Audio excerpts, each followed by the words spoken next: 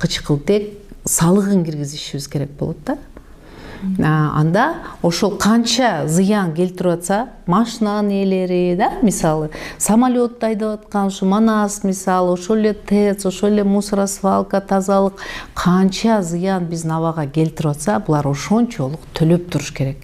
Ошончолук алар иш аракет кылып, мисалы фильтрларды коюш керек, мисалы токой эгиш керек, сууларды тазалачу эмелерди куруш керек, ошондой милдеттемелерге келиш керек. Ошол анан бул мыйзамды кабыл алгандан кийин анан бир нече салык, башка жактарынан анан биз киргизебиз. Ошол эле учурда эгерде жашыл тарапта өнүгөм деген, ушундай биздин ишкерлер, башка ушундай ишканалар болсо, аларга ушул мыйзам негизинде биз атайын кийин жеңилдиктерди беребиз. Ошондо биздин өлкөдө мисалы бардыгы электромобилде жүргөн эме болуп калат да, пайдалуу болуп калат.